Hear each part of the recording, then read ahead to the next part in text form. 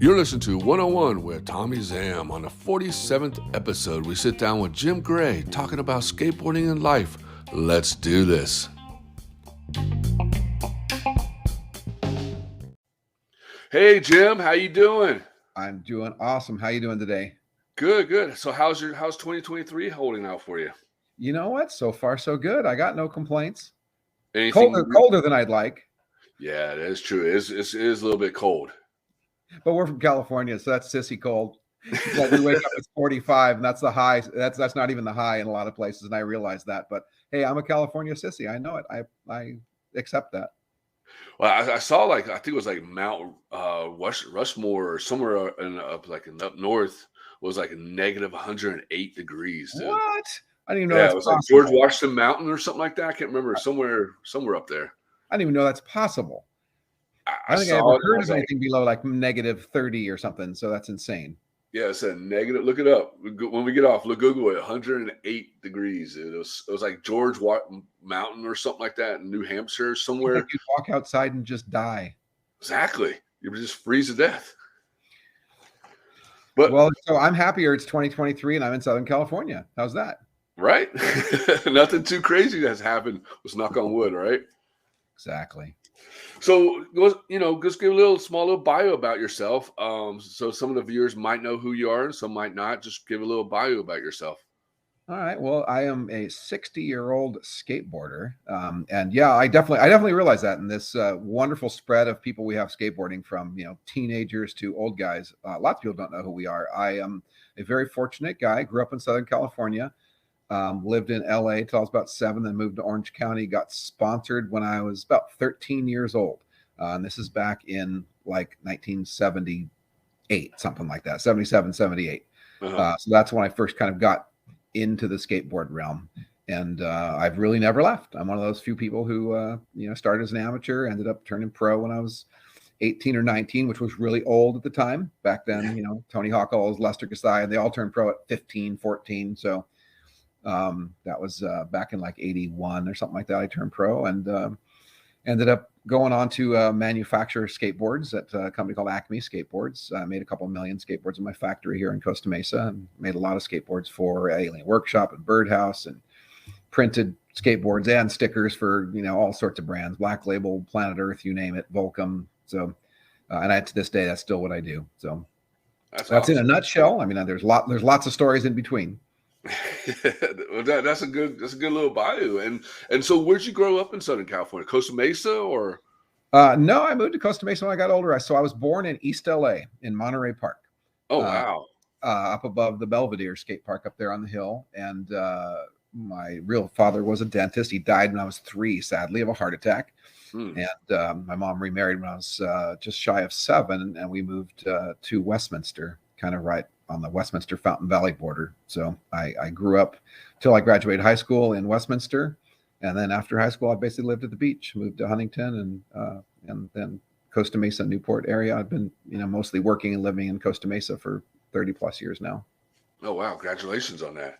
And how'd you get into skateboarding? Did you so you saw somebody skateboarding or did you my brother, John? I mean, he was like a diehard skateboarder. First, we started like catamaraning down our driveway and, riding around the neighborhood, jumping over trash cans. And we'd put one board on the other end and we'd do like barrel jumping over the trash cans. And we'd put a stick between 2 trash cans and high jump over them and just anything we could. And the skate park started getting built. And we went to some of the first skate parks like Concrete Wave and Anaheim. And he was a little more ahead of it than me. He was him and his friends would literally ride their mopeds on a Saturday morning to Mount Baldy to go skateboarding, and riding a moped from Westminster to Mount Baldy is like a 2.5-hour trip. Wow. And so how big were the trash cans? Were they the metal ones or were they the the metal ones or even the early plastic ones, but yeah, full size trash cans. And we'd set up 2 or 3 of them. And we put like a board about 5 feet past the last trash can. We come hauling down the sidewalk and we just huck ourselves in the air. We were inspired by the pictures we saw in Skateboarder magazine of like Tony Alva and those guys doing barrel jumping where they lay them on the side. And, all we had was our neighborhood. So we just used anything we got, Yeah, I remember that's how I mean, that's not how I learned how to ollie. I used to do like stack the boards up, how many boards I can ollie over, or Well, see that's there's a difference right there. We weren't ollieing, we were jumping. oh, jumping. This Oh, is definitely pre-ollie. This is pushing down the sidewalk and jumping off your board over the trash cans and over wow. like 3 full-size trash cans and landing on another board that was on the sidewalk waiting for you. So What? the goal was to jump high and far, and you would eat shit. Believe me, we didn't have I was about to ask safety you how many equipment. times you wiped out. Oh, absolutely. Oh, no, you were jumping on a sidewalk on a sketchy board, and if you landed just a little bit, foot on the nose instead of in the middle of the board, you just go, face first down the sidewalk. So, yeah, that was definitely pre-ollie. Ollie didn't come along till, I don't even know, closer to 79, 80, 80 something like somewhere. that. And we were too busy riding the skate parks. I didn't even really learn to ollie up a curb until long after. I was ollieing in pools across the channel, but I never ollied up a curb until many years later. Dude, that's crazy. So basically, kind of like hippie jumping over trash cans. Well, yeah. So the hippie jump would be like with a stick. So we would do that, put 2 trash cans, put like a broomstick between them and hippie jump over it. But then the barrel jump, because the hippie jump, you were landing on the same board, right? So we would do Yeah. that. But we also barrel jumped, which was jump off one over things and land on a different board.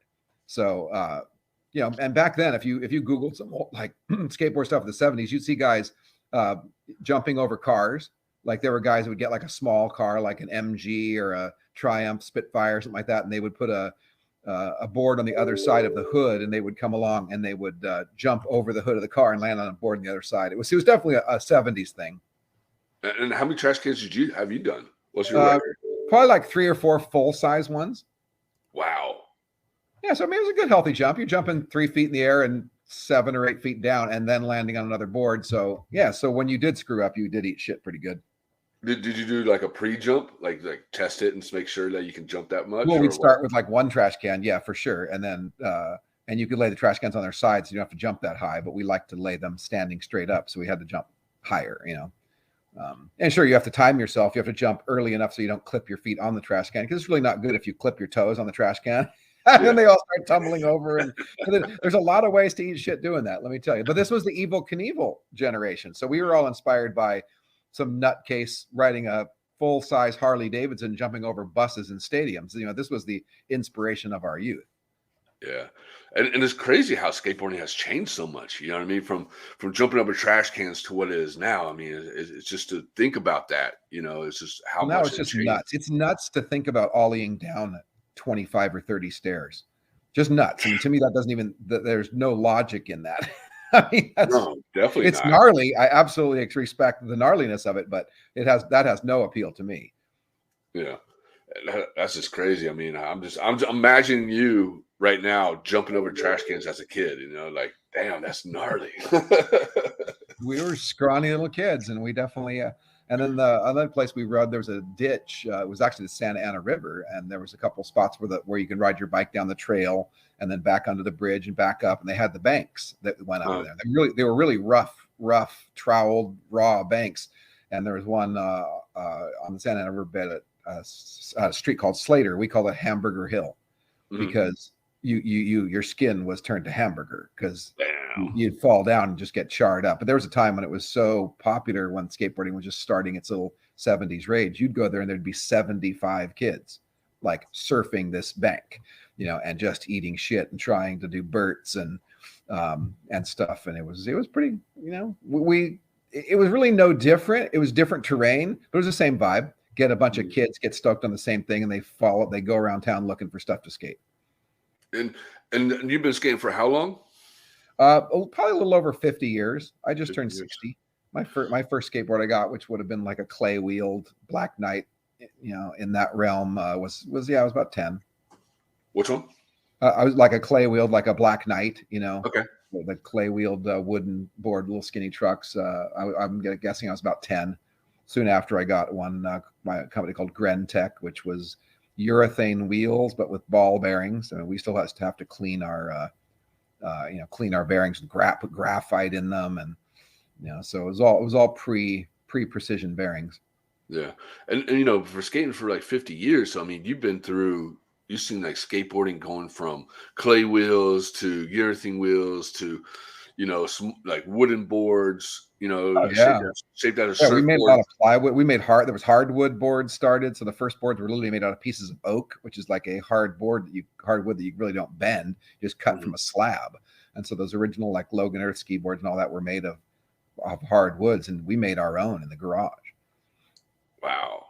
And We then built did they ride pretty good? I mean, to make your own? Yes and no. I'm trying to imagine this, you know what I mean? I mean, we actually made boards out of plywood. There's a time we would break them because they weren't that thick, or plywood. Obviously, the way a plywood in a store is made is nowhere near as strong as laminating, plies in a skateboard. And there's times we'd do like a tail tap in a pool and like ride it all the way to the bottom and snap our board in half because we made the board out of plywood. But yeah, we were young, middle class kids. We didn't have access to just buy anything we wanted. We had to get crafty.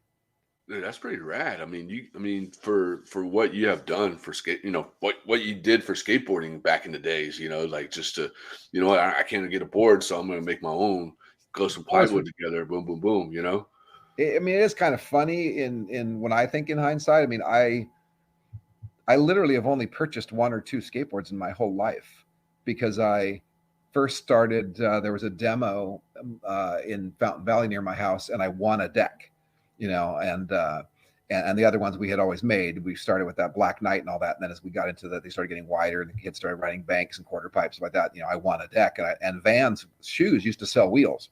You could actually buy Vans wheels in the Vans store. Really? And they made red and blue. So I bought 2 red and 2 blue Vans wheels.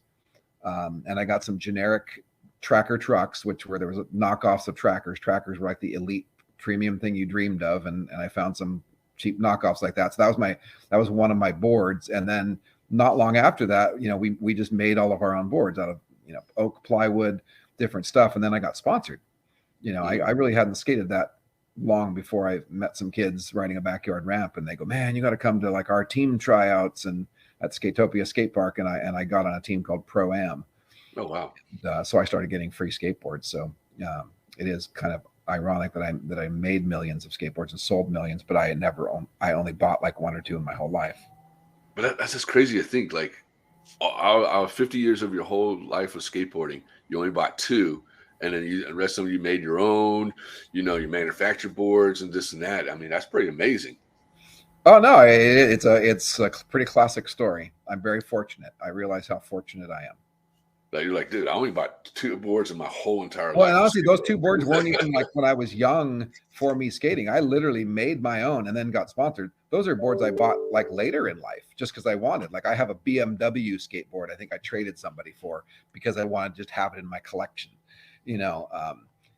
And stuff like that. I literally, I didn't really ever go into a skate shop and purchase a board off the shelf. I went and looked at some of them, and then I got really fortunate. I got sponsored by like GNS, which was, amazing brand in the 70s, and Yep. and there were boards that came before I got on their team, like the Bull Rider board had like a fiberglass top, and it was like the Fiberflex, but a Bull Rider version. I remember I got one of those from GNS when I got sponsored, and because I used to look at that on the wall of the shop, it was like, oh my god, I would love to have one of those boards, but I had other sponsors.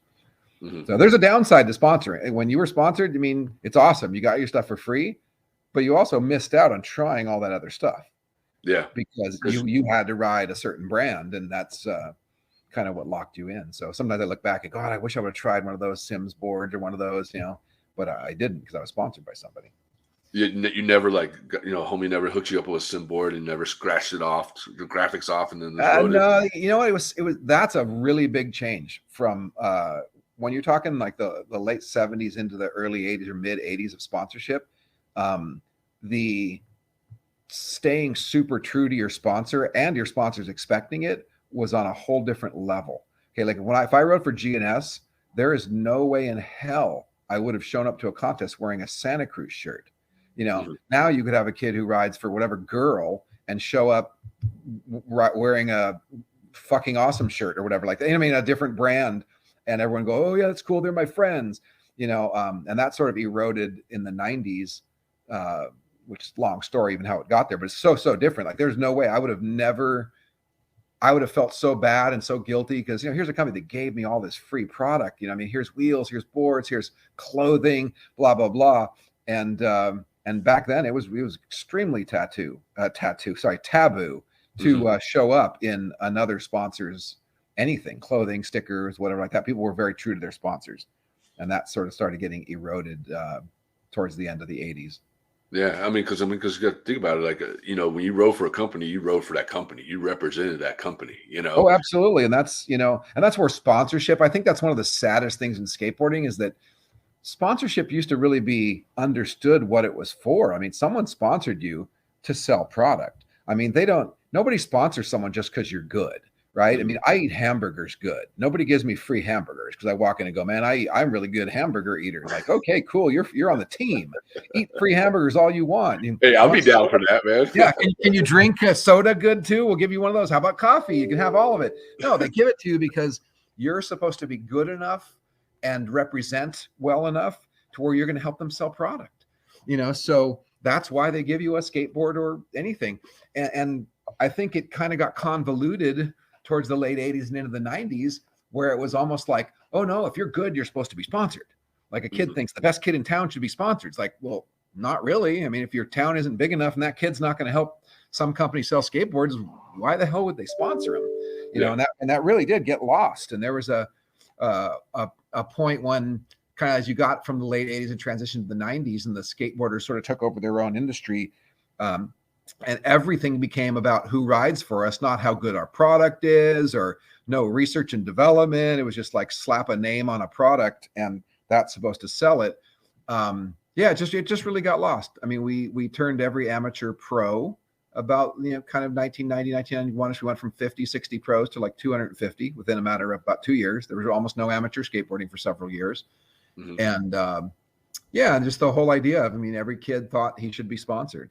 But not even really understanding that sponsorship in a sense is a job.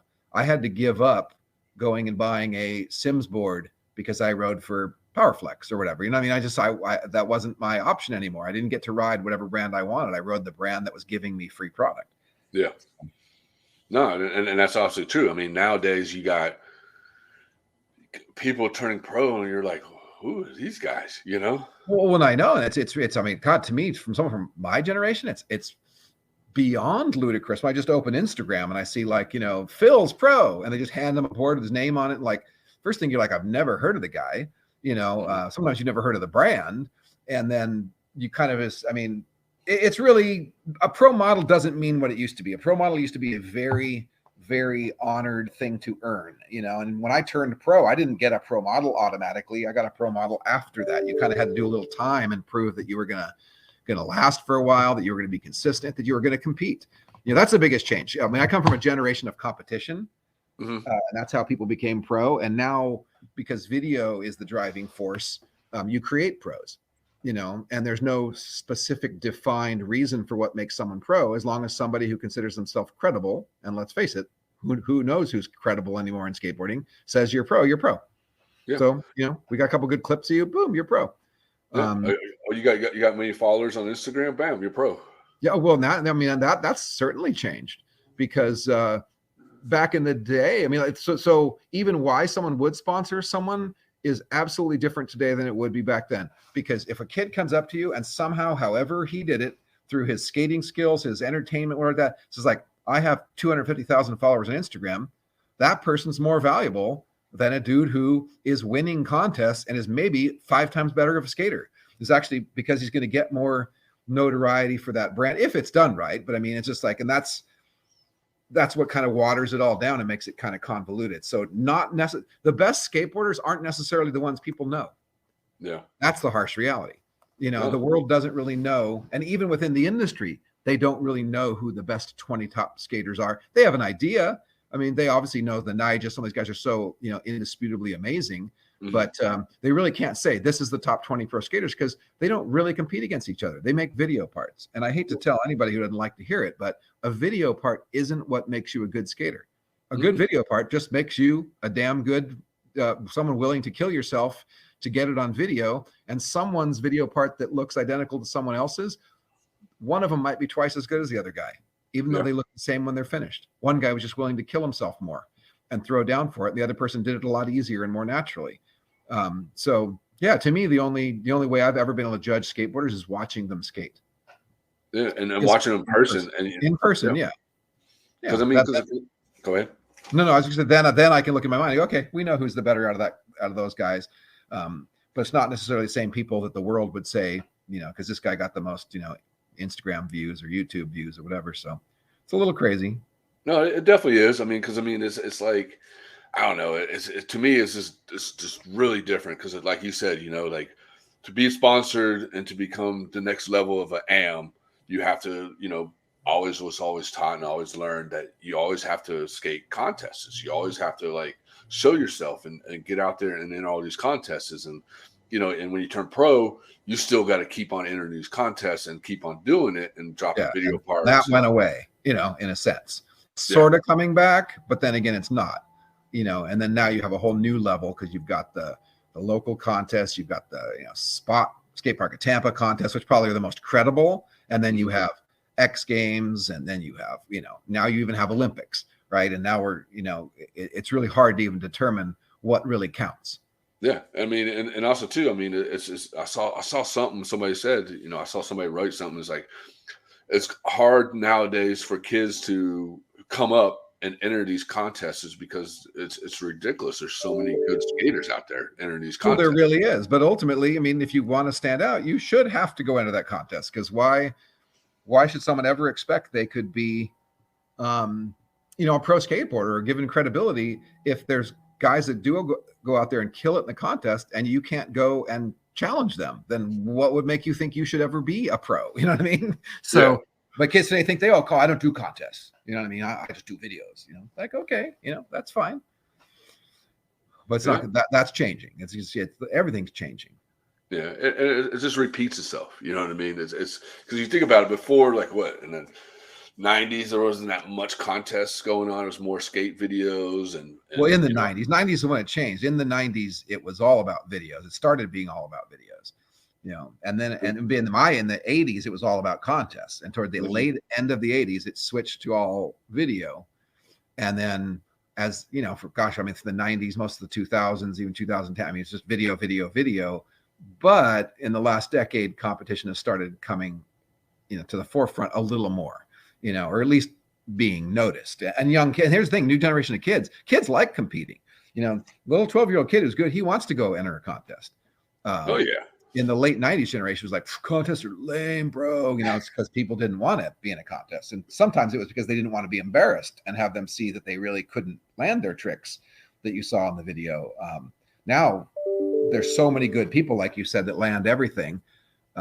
It's crazy. And I'm sorry that my freaking computer keeps donging.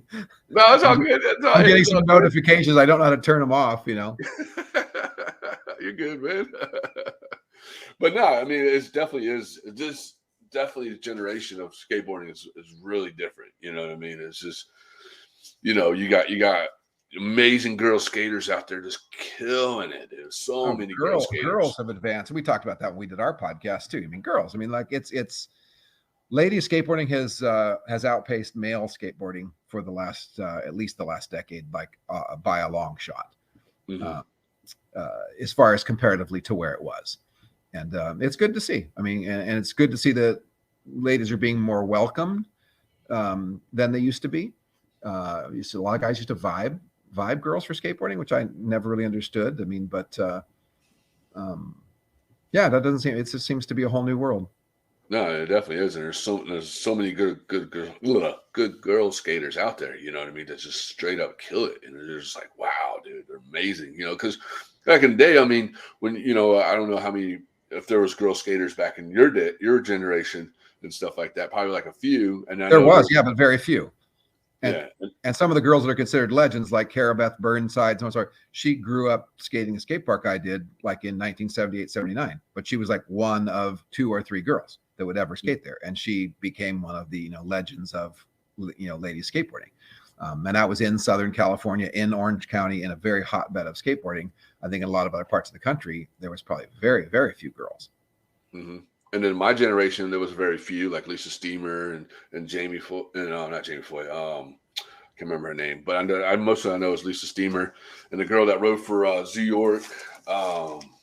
Very few girl skaters too, you know. And then now it's just like 1,000 millions of girl skaters out there. Just and they're good and they're having fun. They have their own vibe. I mean, I'm on the advisory board of the Poseidon Foundation, which does like Ladies' Day at the Barracks every year and stuff. And I've been on the advisory board a couple of years, and that just mostly just to talk to Michaela when she needs help with things. But in general, I've just gone to the event for the last 10 or 12 years. I think they had the 14th one last year, and I've just watched it really grow from a handful of girls to now 200 or 300 girls show up, and it's a great scene, a lot of camaraderie. The talent has gone, has just changed so much over the years. But the girls are still having a good time. Good. And Poseidon, tell us a little bit about that. Well, Poseidon, my friend Michaela Ramirez started it down in San Diego.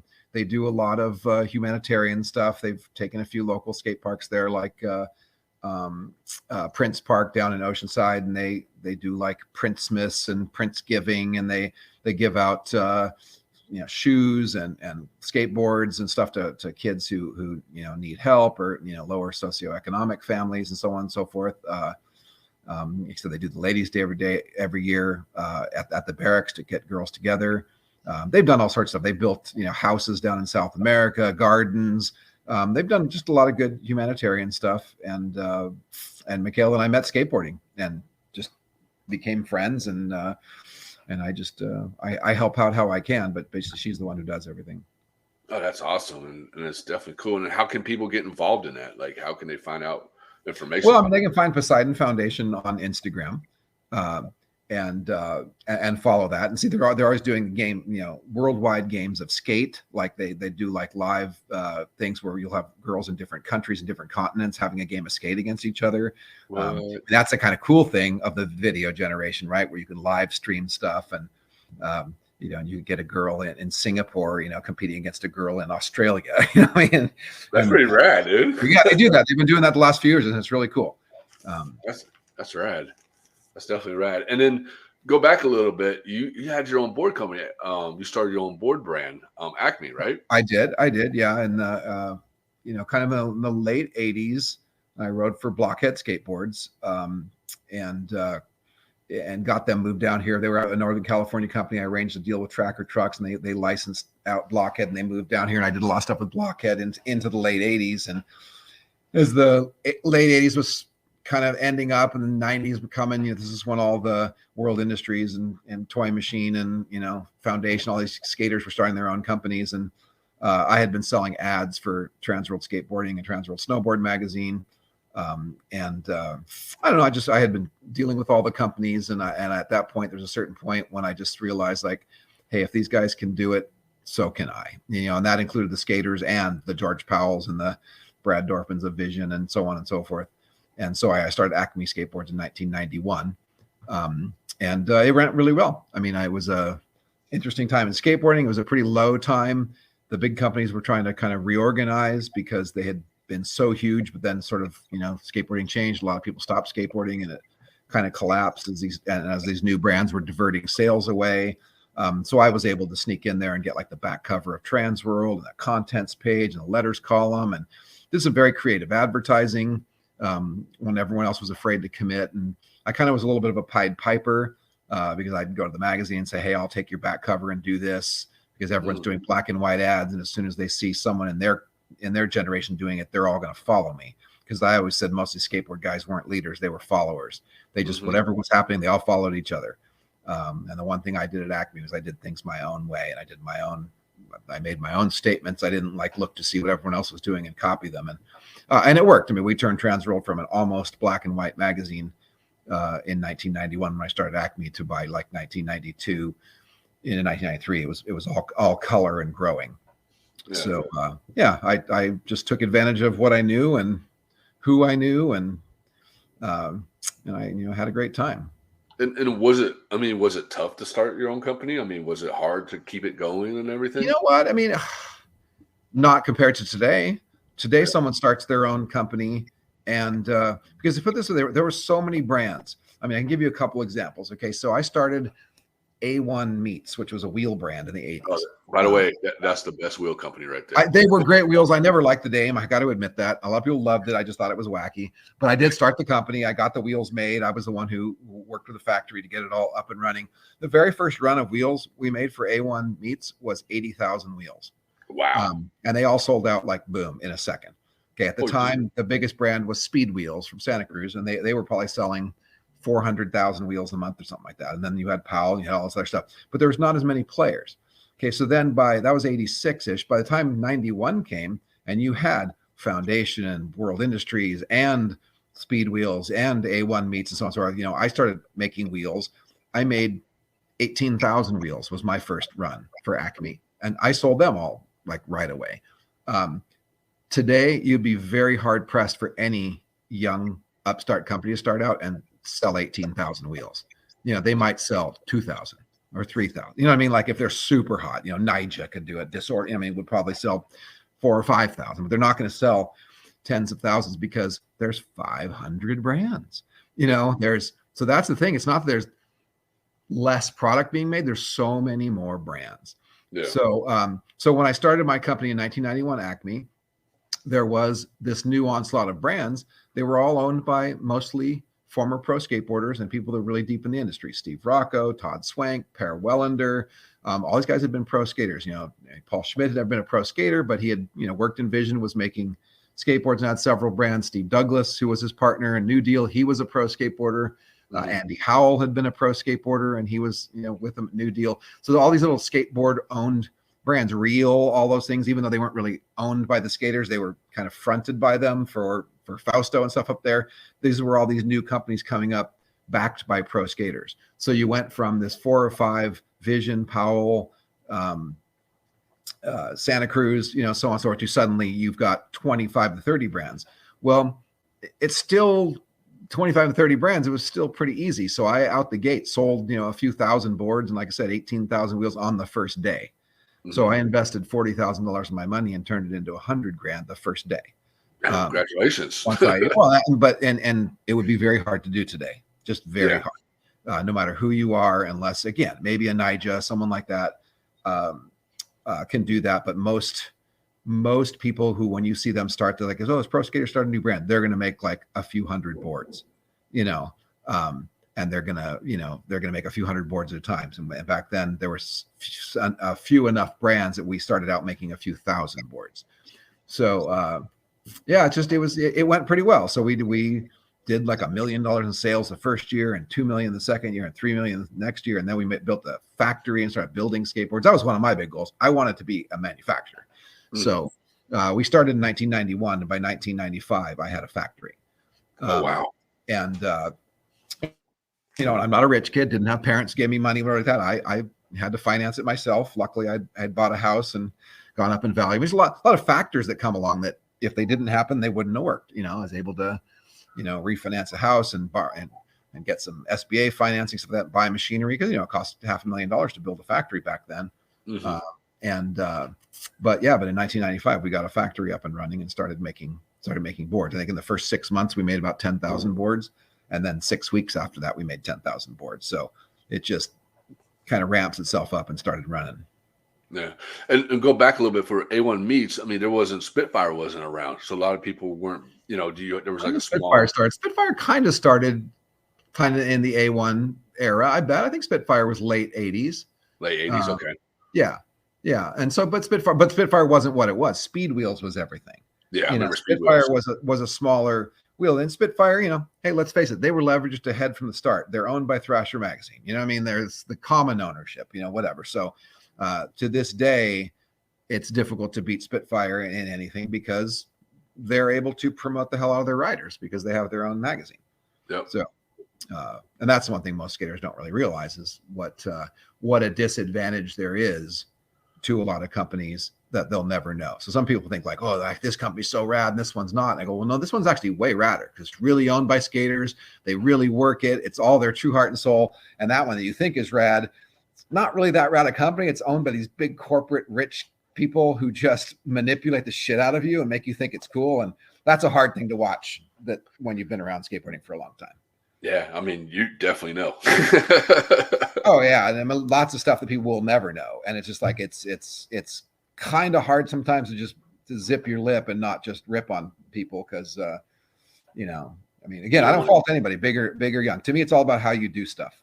to. You Yeah, really, I don't care if you're big, if you could be the biggest company on earth and be making bazillions. If you're doing it rad, I'm stoked on you. I just don't like people that like backstab people and shit talk and try to like lure people's team riders away just to hurt the company. And some of those brands were built based on doing that. And yeah. and a lot of people will never know that.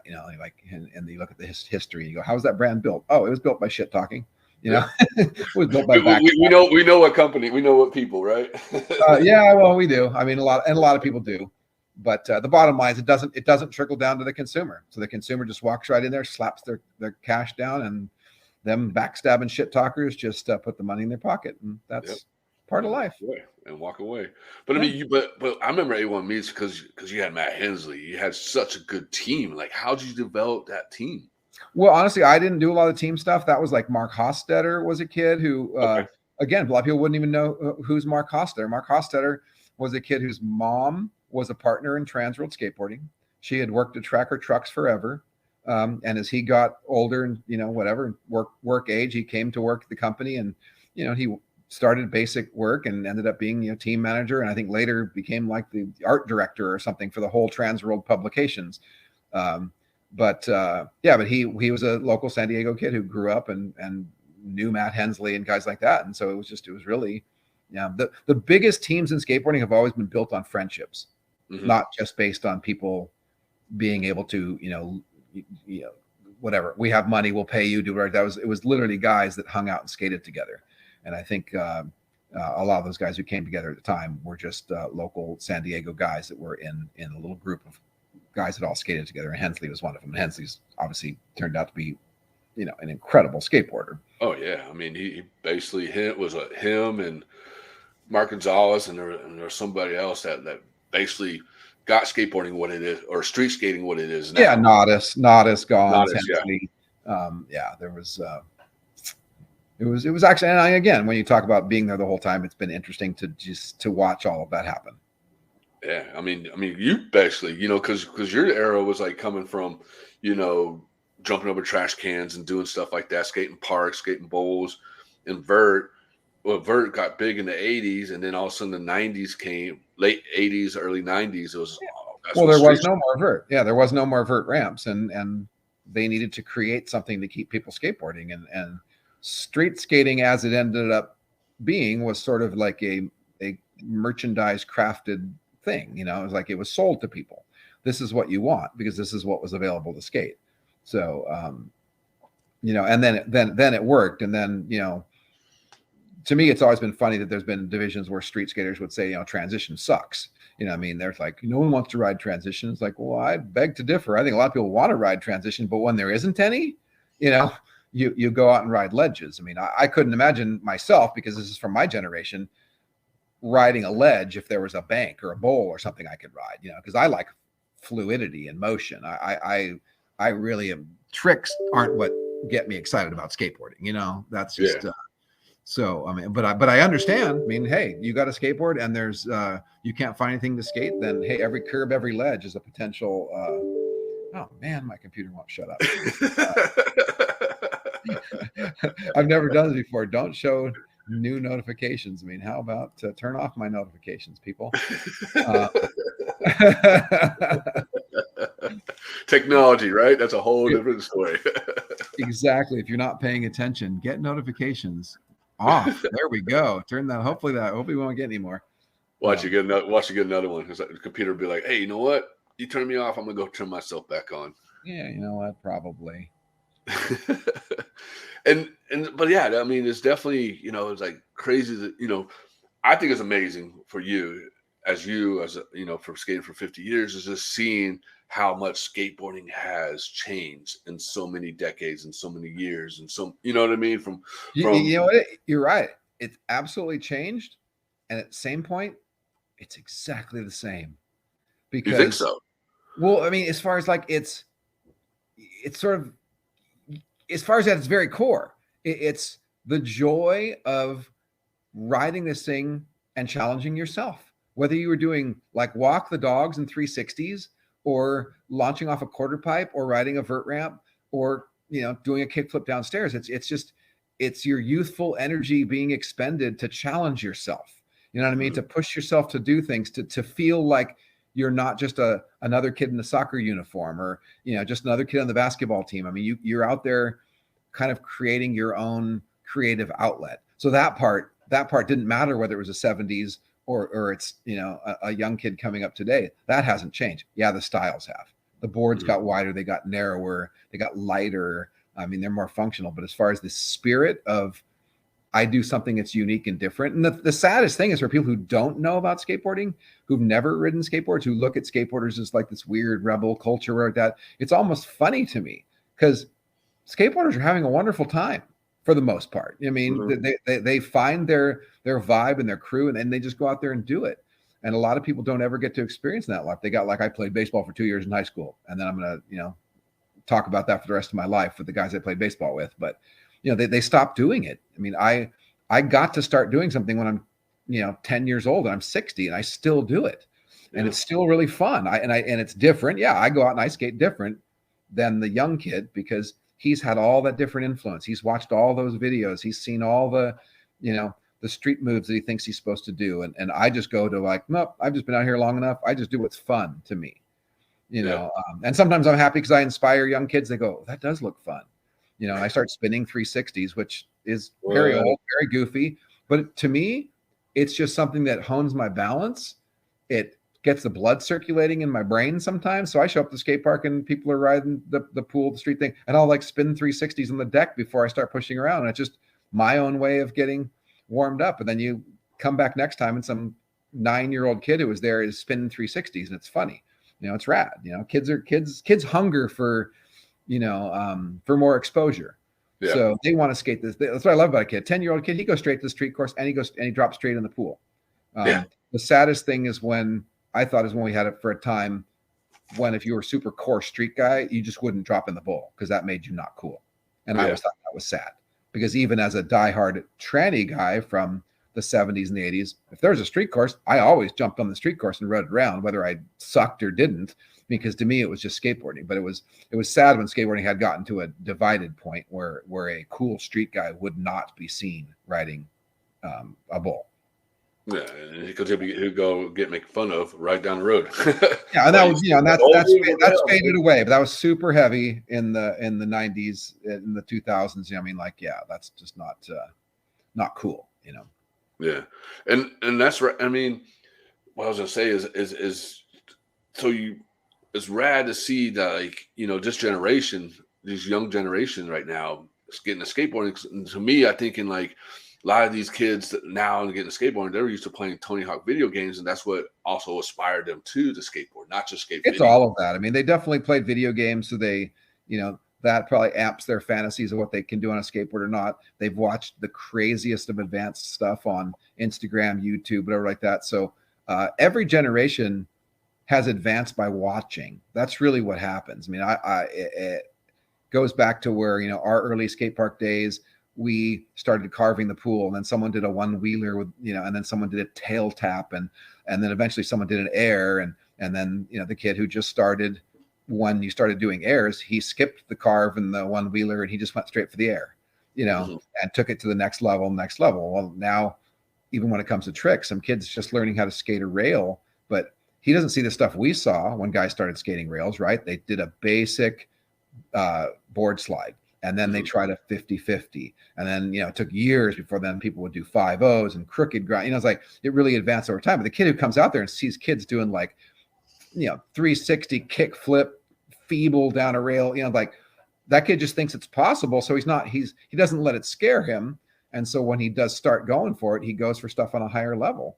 He or she, sorry, I'm being sexist there. But so advancement comes through, you know, being inspired.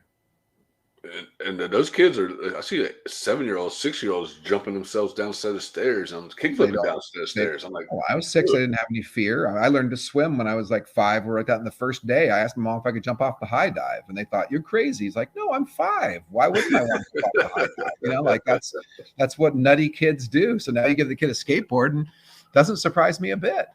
You know, I mean, it blows me away when I watch it, but it doesn't surprise me. Yeah, because I mean, I remember when I was 5. I mean, I wasn't jumping down a set of stairs Because or any of that stuff. you weren't watching it. But if you were 5 and you started riding your skateboard around, and everything you saw was people jumping down those things, that's what you were going to be thinking, you know. So that's why it's hard to go back and put your 5-year-old self there, but it was different back then. It just wasn't happening. And for me, like, I remember the craziest stuff we were learning before I super got into skateboarding was on our bicycles. I was riding off like the roof of houses into piles of sand and shit like that, because they were building housing tracks everywhere where I lived. And we were watching. Really? Oh, totally. We'd put a wood board up there and ride up onto the roof, and then like ride off the back of the roof into like a 4-foot high pile of sand, because we wanted to be Evel Knievel. You know, we took pallets and put plywood on it where they were building a ditch, and would pull the pallets back as far as we could go to see if we could launch, 10 feet before we cleared the ditch. And half the time we'd land the ditch and eat shit. But because we were watching this crazy dude named Evel Knievel, that was our inspiration. So now these kids, they have 1,000 Evel Knievels. Because as I look at skateboarding, when we talk about the difference between competition and video and stuff like that, video skateboarding is mostly, I'm not even going to call it skateboarding, I'm going to call it stunt boarding, because you're doing stunts and you're capturing clips. So kids are growing up watching stunt. And, it's a certain number of them, it's going to get them excited and want to do the stunts themselves. And you think about it, skateboarding is kind of like Evel Knievel. If you think about it, Well, it's honestly Evel Knievel watching shit that kids do on skateboards today. He would freaking roll over in his grave and go, "Holy shit!" Yeah. Like, I jumped over buses, but I would have never in my life thought about launching down 25 stairs on that scrawny little thing you're on. Seriously, Evel Knievel would have thought skateboarders were nuts. Yep, they were like, "What the hell's going on?" He would have been stoked on it, I think. It'd probably be like wanting to sponsor some kids and say, "Hey, you know what? I'm gonna start an Evel Knievel skateboard company." Well, but then there's an example, and then his son Robbie, which I believe he passed away too. But Robbie, he just passed away. But he was like, he went to Vegas and like jumped from building to building 20 stories up or something like that in his motorcycle. So even Evel Knievel's own kid had to step up his dad's game, because he was inspired by the psychotic stuff that his dad was doing. Well, now the whole world. I mean, you will also look at how many people get wrecked.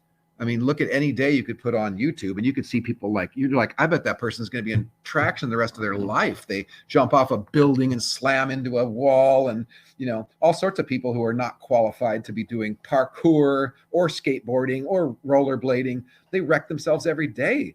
And a lot of it is because of these videos. These videos inspire them, thinking they should be empowered to do this stuff more than they ever have the skills to. And so there's a whole lot of people that get broken off because of these random videos. And now you got some videos in every, skateboarding is probably the most prolific video activity on earth. There's probably nothing that's filmed more than skateboarding. And I would probably bet everything I have on earth on that. I don't think there's anything that gets filmed more than skateboarding. This very minute, there's more skateboard clips being filmed than any other single. Would you agree? I mean, could you? Oh no, I 100% agree with you. 100%. Yeah, I don't even think that could even be something. I don't even know what I would think would be close. What do you think would be surfing? Even a close second. Surfing close, but see, surfing's a coastal sport. You know what I mean? So think about that. There's how many kids in America are probably filming a clip on their skateboard right now in all 50 states. Water, no water, landlocked, cold, hot, they have somewhere to go. And then surfing, you've got, 7 or 8 coastal states with some surfing. I can see that. And I can see skateboarding, surfing, and then snowboarding. True. And that is all ties in with our whole kind of boarding culture that let's face it, skateboarding started from surfing, but now skateboarding is has influenced surfing more in the end than skateboarding was influenced by surfing. Skateboarding was influenced by its initial motion of how to wiggle around and move as if you were on a wave when there was none. But now with all the 360s and board slides, and there's even guys doing kick flips, and it's really skateboarding in the end. ended up inspiring surfing more than surfing inspired skateboarding. Yeah, no, and now you and got snowboarding definitely is a derivative. I mean, I first went snowboarding before they even had bindings for snowboard with Steve Cathy, who was our GNS team manager. He had a brand called Slicker Snowboards, and me and Billy Ruff and Neil Blender went snowboarding with like bungee cords on our tennis shoes, up on the side of the mountain because we weren't allowed on the mountain. So that's come a long way. But I mean, snowboarding is basically 100% derivative of skateboarding. And being on GNS, what was that like? I mean, was that pretty rad? I mean, it was really rad. I mean, I got on it when times weren't great. I mean, GNS's peak era was the 70s. I mean, that was just booming when skateboarding was, again, a handful of brands. And when there was a contest, there was 10 banners on there, and it was one of them. And, by the time I got on skateboarding, it peaked a little bit. But as far as my time on it, it was an incredibly iconic age. I mean, I have a poster sitting here next to my desk, and it's got me, Billy Ruff, Neil Blender, and Chris Miller on it. I mean, I couldn't be more honored. I say it's three cool guys in Jim. I mean, that should be a movie. You should make that as a movie. Three cool guys in Jim, because here's Neil Blender, artistic icon, skateboard icon, creative icon. Chris Miller, who came out once we started the pool party, dominated, like, I don't know how many he won, 10 out of the 15 of them or something like that. And Billy Ruff, which a lot of people don't realize, I mean, really before Tony Hawk became a dominating force, Billy Ruff was winning contests left and right in his few years that he was competitive out there. So yeah, that being on that poster with those guys is definitely like being on the Zero team of a few years back, or fucking awesome today, or whatever. It was definitely being on like the coolest of the cool thing you could be on. So to have that in my part of my life, it's pretty stoked. I'm very honored about that.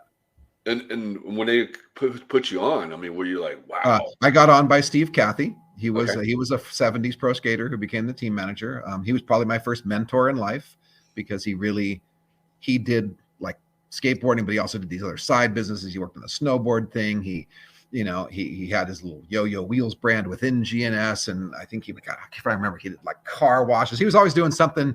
He was kind of like a mover and shaker. And I thought, okay, skateboarders can make shit happen. I mean, he was truly my first inspiration. That's awesome. That's a really good inspiration. Yeah, and he was our Stacy Peralta. Stacy Peralta built the Bones Brigade.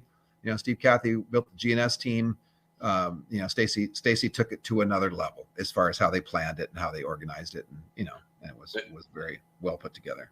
And do you remember the first time, the day that they put you on? Like, what were you doing when they were like, hey, were you like eating a burger or that's so funny. Hanging out at homies or what? I honestly, I can't remember. But I remember the day I remember meeting all the GNS guys. I don't even know if I met them. The day I remember first seeing them, because remember, these guys were iconic 70s guys. Steve Cathy was a legend. He was on the subscription card in every magazine, and Pineapple and Dennis Martinez and all these guys were just like all over the magazines I grew up seeing.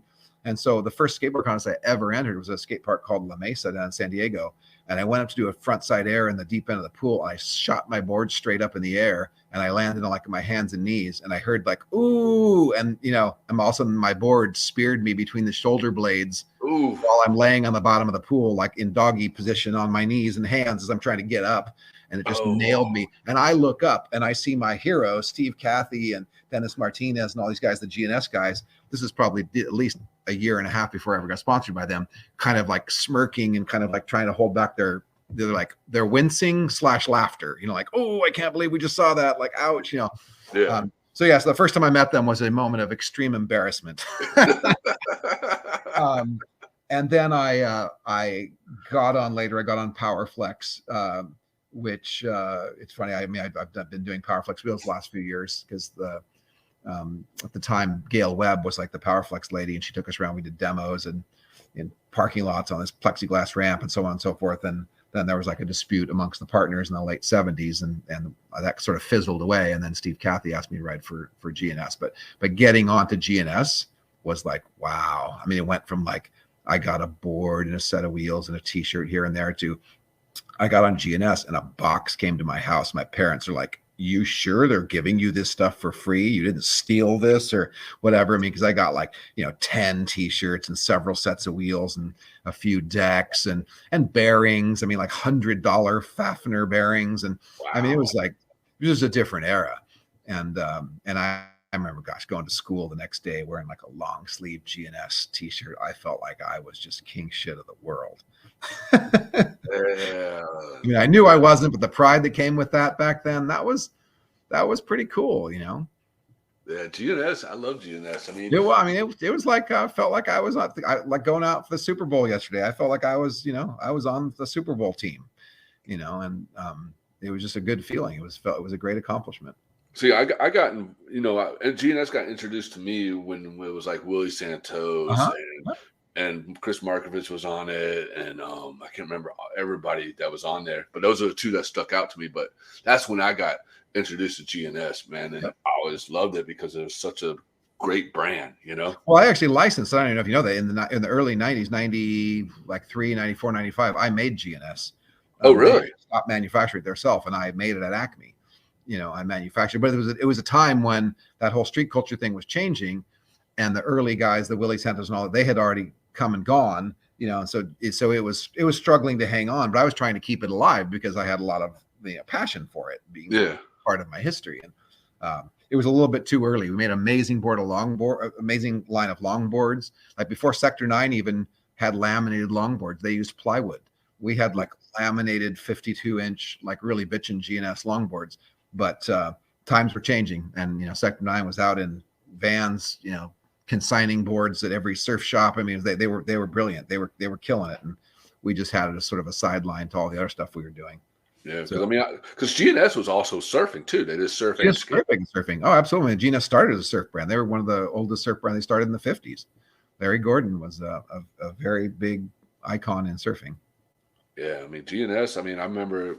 I mean, I started like 35 years ago. So I mean, that was what, 88? I think it is. My math might be off a little bit, but I remember GNS and around that area and stuff. And then there's only really about 5 brands of surfing that have really been worldwide iconic, like Town and Country. Oh God, what's the guys out of Santa Barbara that Kelly Slater rode for a long time? You talking about SMA? No, not SM. I'm talking about surfford companies. Oh, surfboard companies. But GNS was one of those ones. They sold all over the world. They had Surfboards Australia. They had GNS. They shipped boards all over the world. Whereas most surfboard shapers were local guys. Like you had a brand that was made, an LA brand, a San Diego brand, like that. But GNS was one of the handful of brands that really was a worldwide surf brand, and then obviously became a worldwide skate brand as well. Yeah, I remember Town and Country. It was GNS, Town and Country, and I can't remember the other one. I know. I can't believe I can't remember the. It's on top tip of my tongue. There's a Ventura / Santa Barbara one, which in the last like 20 years was the one that was like, you could find them everywhere. Like you'd go to Florida and you'd find their boards. Like that. A lot of times, so if you go to Florida, you find mostly Florida boards, right? Yeah. And then you go to Texas, you'll find Texas boards. You'll find, but there has been those handful of surf brands that crossed over. Yeah, GNS was one of the largest. It's gonna come to us after we get done, I know. Now there's like Lost. Like Lost is out there everywhere. Lost and Lost is everywhere. Rusty, stuff like that. Those brands all got kind of big. See, I never got into surfing, but I got into skimboarding. So I got into I skateboard and skimboard. Those were my two things. Yeah, well, Neil Blender's a big skimboarder. Oh yeah, I remember in the GNS video. Yeah, he still does. I met him at the beach like a year ago to give him something. I met him when he just got out of the water skimboarding. Oh, really? He still does it? Yeah. That's rad. That's so rad. Because I actually, the funny thing is, that's actually what got me into skimboard, was watching the old GNS video when he was skimboarding in his video part. Funny. Yeah. I'm really going crazy not knowing that surfboard brand. It's irritating me. I'm Googling while we're trying to have a podcast too. Going, what's the name of that damn company that I'm going to feel like such an idiot when it comes up. You'll end up texting me. Oh yeah, that's what it is. But nah, I mean, was it Channel Island surfboards? I don't sound familiar. I think that might have been the brand I'm thinking of. Might be. Because I mean, just think, I'm pretty sure it was Channel Island that Kelly Slater rode for a long time. That was when he was in Florida, wasn't it? At first, and then even when he came out here, but I think Channel Islands was one of those, you could go to a surf shop in Huntington Beach and find a Channel Islands, or a surf shop in Florida and find Channel Islands. And All I was just saying is that the handful of brands like Town and Country, Gort, GNS, there were some of the few people that really distributed surfboards all over the world as well. Yeah. Yeah, no, that's definitely rad, dude. Like, I mean, GNS is just, I don't know, just my hands down from my era when I started was I always looked at GNS and POW. Those are the two companies that I liked a lot. And then all of a sudden A Street came out, and then I was like blown away with amazing skaters from A Street. And that was the first that was a change to the video generation. And yet those guys were still, there's the unbelievable, those guys were all amazing skaters. It was just really packaged exceptionally well into an amazing video. Then a couple generations after that, you didn't really know how good the skaters were. Just the videos were good. You know, but the H Street, there's no doubt all the H Street guys, they were the first, they stirred up a lot of controversy in skateboarding. They stole a lot of team riders. They definitely undermined the skate culture pretty good, but out of it emerged an amazing team. Oh yeah, definitely. I mean, Matt Hensley, hand down, my opinion. You know, I grew up Ron Allen, Matt Hensley. Ron Allen, yep. I mean, God, there were so many guys that were. You had Rick Carroll, Greg Carroll. I mean, Alfonso Rawls. I mean, yep. Marcel Johnson. You know, tons, and names just go on and on and on. You know, Chad Vaught. I mean, there was just so many H Street guys that were good. Danny Minnick. I mean, there was H Street definitely killed it. Yeah, definitely did. And thanks for you too. I mean, Acme. I remember Acme. I used to go to Beach Plus and buy Acme boards. And we made great skateboards, and that was our, my thing with anything I've ever done in skateboarding is I was one of those sponsored guys, so I knew what the real value of a sponsored guy was, and I was never going to make the only thing I made my brand about whose name I slapped on my product. I couldn't do that. I would be embarrassed by doing that. So I've always focused on just making sure I made good quality stuff. And the boards honestly, the boards are amazing because I mean, I was always a skater that like didn't go buy the name brand, the big corporation boards like World Industry boards. I didn't go to buy those. I would go like the Acme's, and I would go buy the bitch boards, or you know what I mean, neighborhood. I would skate the neighborhood boards and stuff like that. Because I just like that style.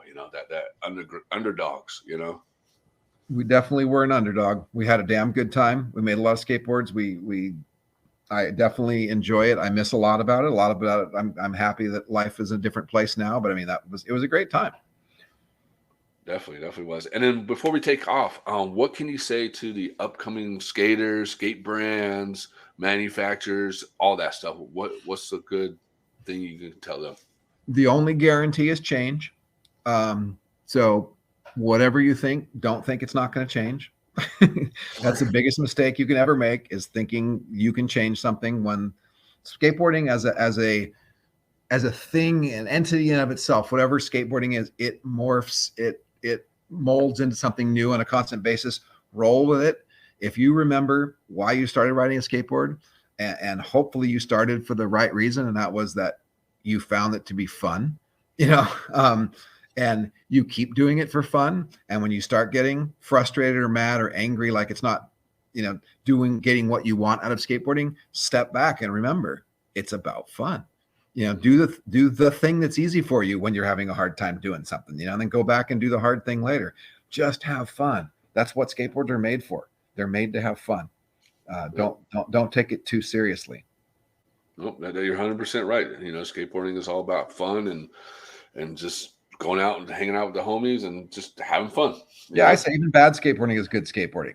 Yeah. Because I sucked today, but I rode my skateboard. It felt good. I rode the other night at Vans. I didn't have a great session. I was kind of stiff, wasn't really into it or that, but I was super happy to be there. Saw old friends, threw some high fives around, shared a couple hugs, and I walked away unscathed, so I was happy. Yeah, and and you wake up the next day and you got your board in your hand and you're out to ride again, I agree. Yeah, that's why, especially at my age now, it's like you skate good enough to have a good time so that you get to skate again tomorrow. Nothing to prove. There's no better feeling on earth when you don't have to prove anything to anybody. And that's a frustrating thing about sponsorship and pro and all that. It's like when you feel like you have to prove something, you have to show how good you are when you really wanted to just have fun. Yeah. So, and and that's when the ones that take it as a job. They look at it as a job, and then you lose that funness, you know? Well, and yeah, and I mean, and there are some times when you are young and are a top pro, and it is your job. You know what I mean? So you kind of have, that's what you got yourself into. But it's amazing when you can get past that and and not let the job part of it suck the fun out of it, and let it still be fun. Definitely. No, 100% agree. That's well, my Jim, big advice. Keep it fun, people. exactly. Well, Jim, thank you for so much for coming on the show, man. And Thanks for taking the time. And I'll be looking forward to seeing you jumping down 25 set stairs. Oh, yeah, you know it. That's why I'm heading out right now. I'm just going to go look. I might look for 28, though. 25 might not be enough. You might have to jump up 30 now, or someone might do the 28 pretty soon. I might go try to spin 5 360s. There you go, buddy. All right, man. Well, thank you so much, Jim, for coming on the show, and have a good week, man. All right, brother. Talk to you soon. All right, man. All right, bye.